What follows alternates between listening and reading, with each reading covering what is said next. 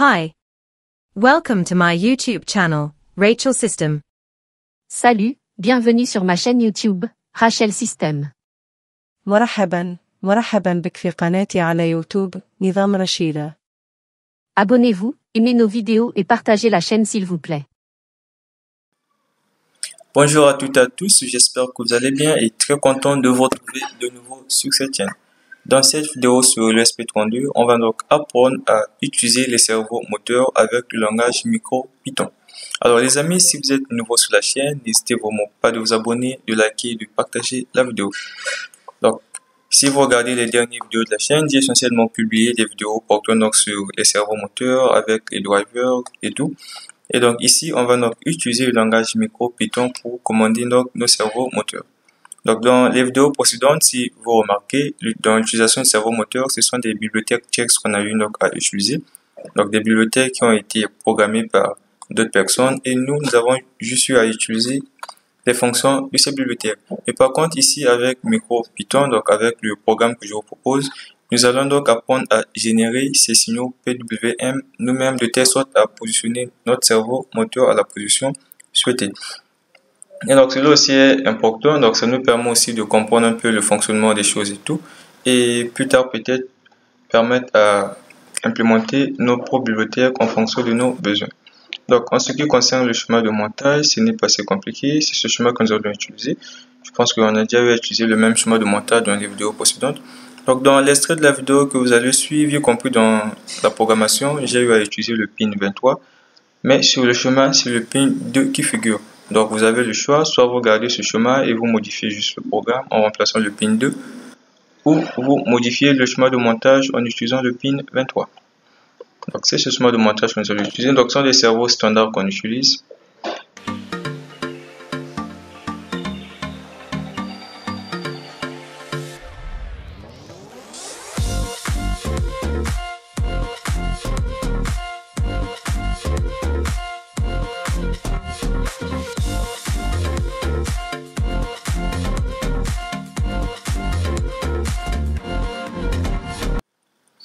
Ok, on a donc une image ici qui va donc nous permettre un peu de savoir les impulsions qu'il faut générer pour obtenir certains angles.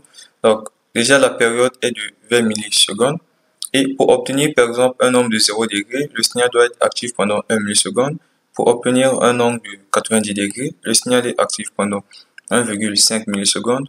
Et pour obtenir un angle de 180 degrés, le signal reste actif pendant 2 millisecondes. Et donc, lorsque l'impulsion est comprise entre 1 milliseconde et 2 millisecondes, le cerveau moteur se positionne à un angle donné. Donc, les signaux qu'on va générer, ça ne serait pas vraiment compris entre 1 milliseconde et 2 millisecondes, mais on va plutôt générer des signaux qui seront compris entre 0,5 millisecondes et 2,5 millisecondes. Donc, ceci, je ne l'ai pas choisi au hasard, c'est par rapport à la fiche technique d'un cerveau moteur que j'ai avec moi. Donc, vous allez aussi le voir de la vidéo, c'est le gros cerveau moteur que j'ai. Donc, l'impulsion ici, on a dit que pour le contrôler, l'impulsion doit être comprise entre 500 microsecondes et 2500 microsecondes. Donc, ça correspond à 0,5 millisecondes à 20,5 millisecondes. Donc, c'est un cerveau moteur standard. Donc, l'implémentation des bibliothèques qu'on a eu aussi utilisé, ça a utilisé les mêmes valeurs. Donc, voilà un peu. On va donc apprendre à générer ces signaux après. Mais revenons donc au logiciel qu'on va utiliser. Donc le logiciel utilisé ici, c'est différent du logiciel que j'ai utilisé dans les vidéos précédentes. Dans les vidéos précédentes sur MicroPython, j'utilisais l'éditeur MicroPython. Donc ça ne marche plus trop bien chez moi. Donc j'ai eu à changer de logiciel. Là je suis sur UPCraft. Donc téléchargez cela. Si MicroPython marche bien chez vous, ça ne dérange pas. Mais si ça ne marche pas, vous pouvez donc utiliser le même logiciel que j'utilise. Donc le principe est exactement le même. Donc là j'ai déjà ma carte connectée. Donc la carte que j'ai connectée, c'est une carte qui n'est pas flashée. Donc il y a le port série qu'il faut sélectionner, mais avant tout je préfère d'abord commencer par sélectionner le type de carte. Donc on va donc dans Tools, une fois que vous aurez donc installé. Donc c'est disponible, c'est gratuit sur internet et tout. Vous allez juste sur Google, vous tapez le nom et le télécharger, installer. C'est très facile à installer. Donc je ne présente pas cette partie, on va juste apprendre à l'utiliser directement. Donc on va donc aller par exemple dans Tools et dans Board, on sélectionne donc la carte qu'on a. Donc j'ai cliqué sur l'ESP32 vu que j'utilise la carte ESP32. et on va donc dans Serial pour sélectionner le port. Et là, vous allez remarquer que ça ne va pas lancer. Donc ça ne marche pas parce que la carte que j'utilise, comme je vous l'ai dit, n'est pas flashée. Donc si je viens par exemple aussi cliquer à ce niveau-là, connecter, si je clique dessus, ça prend un certain temps. Donc ça va m'afficher le même message, ça ne parvient pas à se connecter. Donc là c'est tout à fait normal, c'est parce que ma carte n'est pas flashée. Donc on va par exemple essayer avec une autre carte que j'ai, vu que j'ai deux cartes à ma disposition, une qui est flashée et l'autre qui ne l'est pas.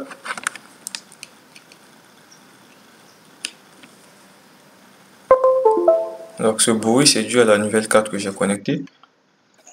Donc la configuration c'est pareil, le port série et tout c'est pareil, board aussi c'est la même chose. Donc si je viens par exemple à ce niveau, je clique sur connecter. Parfois ça se connecte d'un coup, parfois pas. Donc là ça s'est pas connecté, il me suffit juste de fermer et de réessayer et ça va se connecter. Donc là on peut remarquer que ça s'est connecté et là le contenu donc des fichiers qui sont au niveau de ma carte USB s'affiche. Donc si je clique ici, je peux avoir accès au programme contenu au niveau de la carte. Donc ça c'est le programme qui est contenu au niveau de la carte. Donc je peux juste faire un double clic dessus et ça s'affiche. Je peux de nouveau le modifier et le téléverser de nouveau au niveau de la carte. Donc on le ferme, je reconnecte la carte qui n'était pas flashée. On va donc apprendre comment le flasher. Donc pour le flasher, la première des choses à faire, il faut télécharger donc le fichier, ce fichier binaire ici. Donc je vous laisse le lien dans la description. Donc c'est pour la carte ESP32. Vous arrivez donc et vous téléchargez juste ce fichier. Si vous cliquez, ça va se télécharger. Donc ce que ça fait ici, c'est que me demande de télécharger. Donc vous cliquez dessus et ça va se télécharger. Donc pour ma part, c'est déjà fait. Donc une fois que vous téléchargez votre fichier, vous allez donc à ce niveau, vous cliquez sur Burn Firmware, vous cliquez dessus. Donc là ici la carte c'est ESP32, on modifie pas. Par contre l'adresse on va le changer. Au lieu de 0x0, on va prendre 0x1000. Donc ici Erase Flash, on met Yes. Donc le port c'est le port qui est disponible, c'est le port 4. C'est vous, je sais pas ce que ça affiche, mais c'est moi c'est le port 4.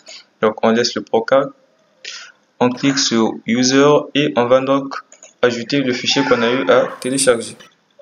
Donc le fichier que j'ai téléchargé est là, je clique donc dessus. Une fois que je clique et je clique sur Ouvrir. Donc là le fichier s'est ajouté, le fichier c'est là. Mais avant d'appuyer sur OK, donc vous allez donc prendre votre carte et vous allez remarquer qu'il y a deux boutons, il y a Boot et Enable. Vous maintenez donc le bouton Boot. Donc lorsque vous cliquez sur le bouton Boot et vous venez, vous cliquez donc sur OK. Donc ça n'a pas pris ça en compte, je vais juste recommencer. Alors j'étais à Burn Firmware.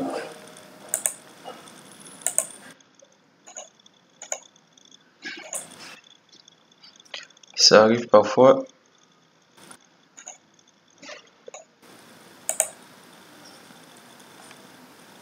Donc là j'ai tout ajouté, je vais cliquer sur Boot et maintenir cela et appuyer sur OK. Alors là ça commence donc à télécharger, je peux donc relâcher le bouton. Donc en tout cas si vous ne faites pas ça, vous allez voir ce que ça va faire chez moi, ça va afficher Erase Force et vous serez donc obligé de recommencer. Donc maintenant que c'est en train de télécharger, je peux relâcher le bouton sans problème. Donc on va patienter un instant que le téléchargement se termine.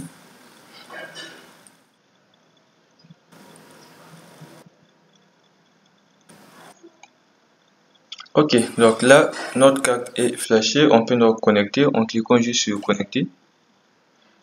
Normalement ça s'est connecté. Donc là vous voyez donc on peut donc avoir accès au fichier contenu dans notre carte, donc le fichier boot ici.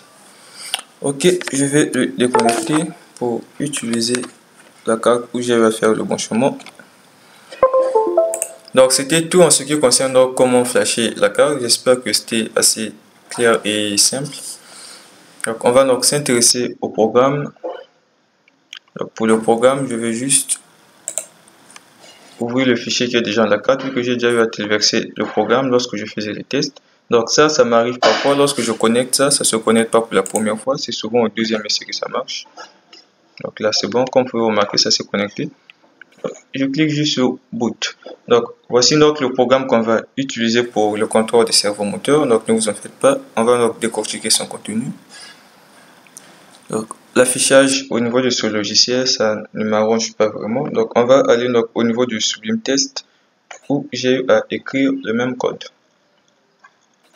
Donc, c'est exactement le même programme. Donc, vu qu'on va donc utiliser nos servomoteurs, comme vous avez su le voir dans l'image, on aura donc besoin des signaux PWM pour contrôler l'un de nos servomoteurs. Donc, je vous recommande de suivre donc, les vidéos que j'ai déjà eu à réaliser sur comment définir des pins comme des entrées, des sorties, définir des pins PWM, générer plutôt des signaux PWM et autres. Donc, pour cela, donc, on va donc importer de la classe machine les sous-classes donc pin et PWM. Et aussi de la classe term, on va donc importer sleep ms. Donc, ça va nous permettre de mettre notre système en pause en renseignant le temps en millisecondes. Donc, on aura donc besoin d'importer ces trois classes, pin, PWM et sleep ms. Ok, donc en ce qui nous concerne, je pense que le plus dur, ça se trouve à ce niveau. Donc ici, cette formule, ça nous permet en quelque sorte de déterminer la valeur PWM minimale et la valeur PWM maximale pour contrôler notre servomoteur.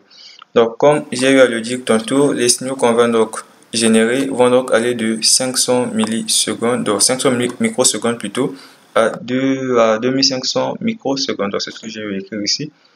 Donc, pour trouver en quelque sorte le rapport cyclique ici, on le divise juste par la période. Donc, ici, comme je l'ai dit, on a combien ici? On a 500 microsecondes.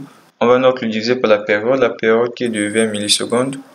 Donc, 20 millisecondes en microsecondes, on le multiplie par 1000. C'est ce que j'ai eu à faire ici. Et on se retrouve donc avec un rapport cyclique de 2,5%. Donc, j'ai multiplié ça par 100 pour me retrouver avec des valeurs en pourcentage. Le signal doit être actif pendant 2,5% du temps, pour que le servomoteur, bien sûr, soit positionné à 0 degré. Et c'est la même formule qui est utilisée à ce niveau. Donc, à ce niveau, on aura donc besoin, donc, pour avoir notre langue maximale, donc l'impulsion doit donc durer 2500 microsecondes. Donc, on divise aussi par la période, on se retrouve avec un rapport cyclique de 12,5%. Donc, les signaux pour contrôler notre servomoteur, pour contrôler donc l'angle de notre servomoteur, vont donc varier de 2,5% à 12,5%.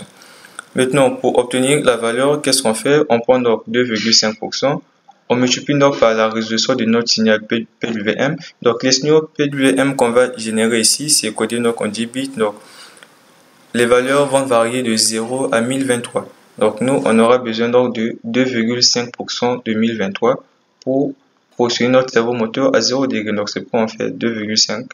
On multiplie donc par 1023 et on divise le tout par 100. C'est la même chose ici. On aura donc besoin de 12,5% de 1023. Donc, on multiplie et on divise le tout par 5. Donc, à la fin, je me retrouve avec des valeurs flottantes, donc des nombres à virgule. Donc, c'est 25, quelque chose, mais j'ai juste besoin des entiers. Donc, on réduit ça à 25. Donc, si vous calculez, vous allez trouver 25, quelque chose. Vous réduisez ça donc à 25. Et c'est aussi pareil avec 2,5%. On se retrouve environ avec 127 et des chiffres après. Donc, nous, on garde juste la partie entière.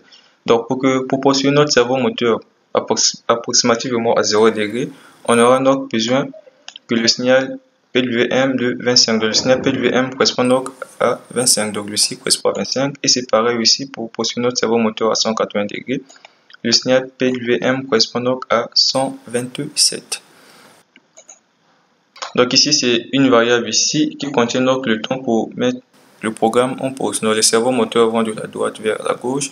Ensuite, se reposent pendant 2 secondes et après tourne dans le sens inverse. Donc, cette fonction ici, on a déjà aussi à l'utiliser aussi dans les vidéos que je vais faire sur MicroPython. Donc, c'est exactement le même principe avec la fonction map au niveau de l'Arduino qui nous permet donc de changer d'échelle. Donc, c'est à peu près la formule qui est cachée à l'arrière. Donc, c'est cette formule qu'on utilise. Donc, pour revenir, on aura donc besoin d'une variable ici. C'est cette variable qui est à l'origine du temps quelque chose. Donc, on a notre variable dont on connaît la valeur minimale que la variable peut prendre qu'on insère ici. On renseigne plutôt ici en paramètre. Et aussi la valeur maximale que la variable x peut prendre. Et à ce niveau, on indique donc l'échelle de sortie, la valeur minimale qu'on veut obtenir et la valeur maximale qu'on veut obtenir. Donc, de telle sorte que lorsque, par exemple, si on renseignait par exemple que x doit varier entre 0 par exemple et 100, et nous on veut obtenir des valeurs de sortie entre 0 et 50. Donc, lorsque x est à 0, la sortie va correspondre à 0, mais lorsque x sera différent de 0, la sortie va correspondre à quelque chose, en quelque sorte une règle de 3 si on peut le dire ainsi. Donc, cette fonction que j'ai eu à faire ici, c'est une fonction qui prend en paramètre l'angle qu'on va donc enseigner. Donc, un angle qui va aller de 0 à 180 et va donc renvoyer la valeur PWM correspondante. Donc, c'est à peu près une fonction que j'ai eu à copier un peu ici. Juste le nom, bien sûr, à ce niveau. Donc, ça, c'est la bibliothèque qu'on avait utilisée dans la vidéo précédente, où j'ai eu à utiliser le driver PCA 96-85. Donc, si vous regardez par exemple à ce niveau, ce sont les mêmes pourcentages qui sont utilisés, donc les mêmes rapports cycliques.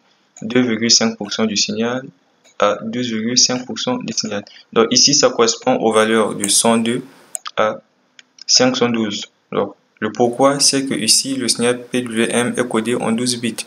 Donc, les valeurs varient de 0 à 4096. Si je ne me trompe pas, ça doit être mentionné quelque part en haut. Donc, à ce niveau. Donc, les valeurs PWM ici, ça varie de 0 à 4096. Donc, lorsqu'on fait la multiplication, 2,5% de 4096, ça correspond donc à 102. Donc, c'est 102, quelque chose, mais nous, on prend juste la partie entière. Donc, c'est le même principe qui est utilisé à ce niveau. Donc, cette fonction ici, comme je disais tantôt, on va donc renseigner l'angle et ça va donc renvoyer la valeur PWM correspondant donc à l'angle.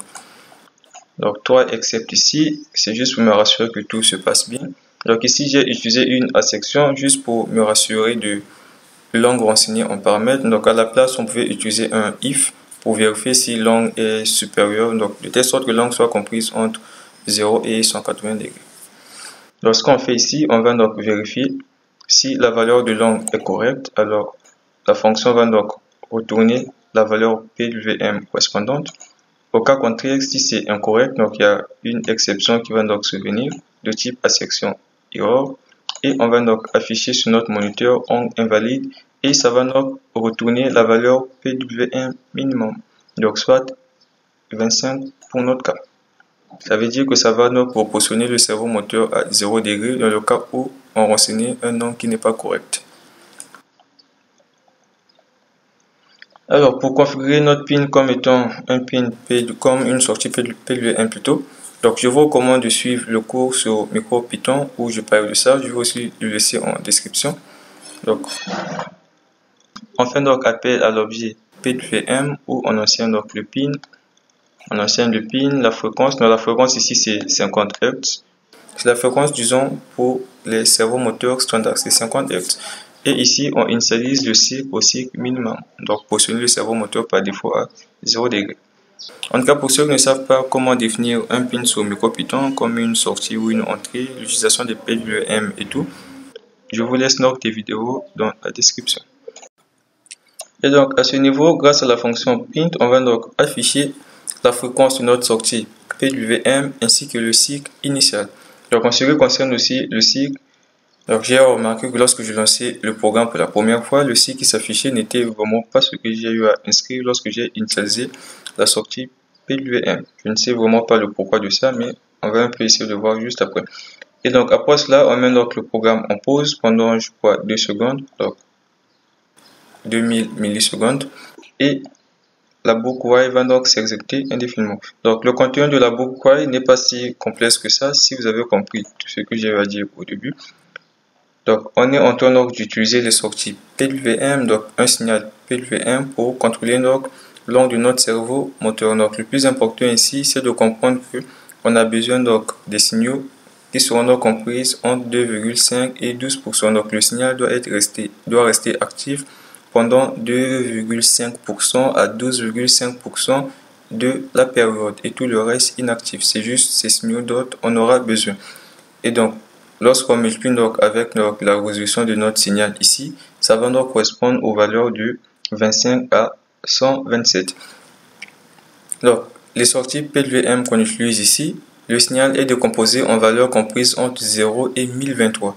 Et nous, on aura donc besoin juste des valeurs qui seront comprises entre 25 et 127 pour portionner notre cerveau moteur de 0 à 180 degrés. Donc, c'est juste ça en quelque sorte qu'il faut retenir. Et cette fonction ici, pour revenir, ça va nous permettre de changer d'échelle. Lorsqu'on va donc indiquer une valeur donnée, ça doit donc nous renvoyer des valeurs qui soient comprises entre 25 et 127. C'est juste de ces valeurs qu'on aura besoin. Et donc, au lieu d'utiliser la fonction map partout en bas, indiquer minimum, maximum et tout, j'ai préféré créer une autre fonction ici, PWM for angle. On met simplement long et ça va donc nous renvoyer la valeur PWM. Donc, si vous remarquez, c'est map que j'ai utilisé ici, la fonction map. Donc, en ancienne, long sera donc comprise entre 0 et 180. La valeur à retourner doit être comprise entre 25 et 127. Voilà. Et donc ici, vu qu'on utilise donc une sortie PWM, on va donc déclarer le pin qu'on utilise. Donc le schéma de montage, je vais utiliser le pin 2 si je ne me trompe pas. Mais ici, j'utilise le pin 23. Si vous voulez, vous mettez 2 ou bien vous gardez 23 comme je vais faire ici. Donc, venons donc dans la boucle while. Donc la boucle while ici, c'est comme la fonction void loop au niveau de l'Arduino. Donc on veut que notre programme se répète de façon indéfinie en boucle. Et donc, on va utiliser une boucle infinie, une boucle qui n'a donc pas de condition de sortie. Donc, notre cerveau moteur, comme vous avez eu à le voir tout au début de la vidéo, ça tourne dans les deux sens, ça va de 0 à 180 degrés, de 180 à 0 degrés. Donc, ça, c'est le premier sens, on va donc aller de 0 à 180 degrés.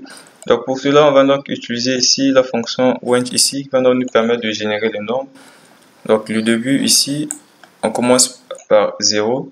Et jusqu'à 180, donc 181 n'est pas inclus. On prend le nombre maximal moins 1. Donc là, je vais mettre 181, c'est pour obtenir à la fin 180. Donc lorsqu'on fait 181 moins 1, on se retrouve avec 180. Donc range ici va générer des nombres qui vont aller de 0 à 180. Et on fait donc appel à la fonction PWM for angle ici. On retient notre long ici. Donc qui sera généré par ces nombres ici. Ça va être de 0 à 180. Et en sortie, on aura donc la valeur PWM correspondante à l'angle qu'on aura donc renseigné. Et pour cela, on utilise donc la fonction duty ici pour mettre donc à jour le signal au niveau du pin. Et la fonction print ici, ça s'affiche. Donc la boucle for se répète chaque 20 millisecondes. Donc après cela, une fois que la première boucle for ne sera plus valide, la condition ne sera plus respectée. Donc il y a un petit temps d'attente ici de 2 secondes. Et on va donc aller dans le sens inverse. Dans le sens inverse, on va donc décrémenter, on va donc quitter de 180. C'est ce que j'ai à mettre ici. On commence de 180 jusqu'à moins 1. Moins 1 n'est pas inclus à l'intérieur. Donc avant d'avoir moins 1, on passe par 0. Donc les angles vont varier donc de 180 jusqu'à 0. Et ce que j'ai à mettre ici, c'est le pas. Donc ici aussi, je pouvais bien le mettre, mais c'est pas important. Le pas par défaut, c'est 1. Voilà pourquoi je ne l'ai pas mis. Donc je pouvais bien mettre comme ceci. Mettre 1, ça veut dire qu'on va incrémenter de 1. Si je mets ceci, ça veut dire qu'on va incrémenter par 2. On quitte 0, 2 et ainsi de suite. Donc là, c'est pas utile. Et donc, c'est ce qu'on fait ici. On va donc décrémenter. Voilà pourquoi je vais mettre moins 1. Donc, on quitte 180. Ensuite, on va descendre à 179, ainsi de suite, jusqu'à 0, puisque moins 1 n'est pas inclus à l'intérieur. Donc, c'est le même principe. On va donc renseigner l'angle, ça va renvoyer le signal PWM correspondant et on met à jour la sortie. On affiche au niveau du moniteur, le programme se met en pause et la boucle while se répète indéfiniment. Ok, avant donc de revenir au niveau du logiciel, il y a une petite erreur que j'avais à commettre à ce niveau, au niveau de la section. La condition n'est pas trop correcte, donc j'ai écrit que l'angle doit être supérieur à 0. Ça veut dire que si on renseigne un angle qui vaut 0, donc la section sera donc fausse en quelque sorte. Donc il y aura une exception qui aura lieu et tout pour afficher angle invalide. Donc on doit dire que l'angle doit être supérieur ou égal à 0. Donc de telle sorte que 0 puisse être inclus. Donc c'était tout comme modification apportée. On enregistre cela et on revient donc au niveau de notre logiciel. Donc pour afficher le programme la carte qui est contre la carte, donc je clique juste ici, je double-clique. Ça va s'afficher. Bon, ok, ça s'est affiché. Donc c'est le programme. Donc là aussi c'est la même erreur que j'avais à mettre sur le programme. Bon, je vais juste refermer ça et ouvrir donc le fichier que j'étais en train de rédiger au niveau de Sublime Text. Donc ce fichier, je vais donc l'ouvrir. Donc pour l'ouvrir, c'est simple, je fais juste un CTRL O pour ouvrir, ou je peux cliquer ici. Je clique sur Open ou je fais un CTRL O, ça dépend que de vous. Que j'ai à rédiger, je viens donc l'ouvrir. Donc sur ce fichier, j'avais à corriger l'erreur. Bon, c'est bien correct. Donc c'est juste que la coloration et tout qui me plaisait pas, c'est pourquoi j'ai préféré expliquer tout cela sur Sublime Text. Mais sinon c'est la même chose. Donc on va envoyer le programme. Donc les paramètres ont déjà été réglés. Donc ici le port, la carte et tout, et c'est connecté. Comme vous pouvez remarquer ici, c'est connecté. Ça affiche disconnect. Donc si je clique, c'est pour le déconnecter. Donc là c'est connecté. Je viens donc cliquer sur télécharger et lancer ici. Donc là on peut voir le message qui s'affiche en bas. Ok, ça c'est téléchargé. Je vais par exemple arrêter ça. Je clique sur stop.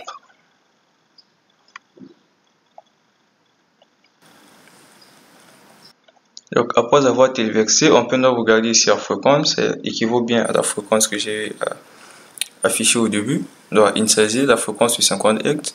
Mais par contre le cycle c'est pas vraiment correct. Donc ça a mis 127 alors que j'ai demandé de mettre le cycle moyen.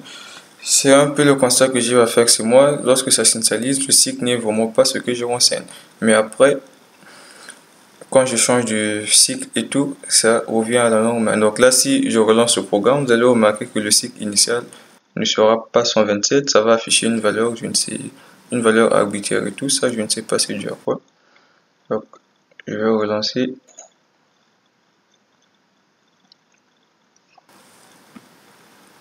Donc là, vous voyez, là, ça va afficher 25 plutôt, ce qui est correct. Donc au cas où ça arrive chez vous, ça je ne sais pas à quoi c'est dû.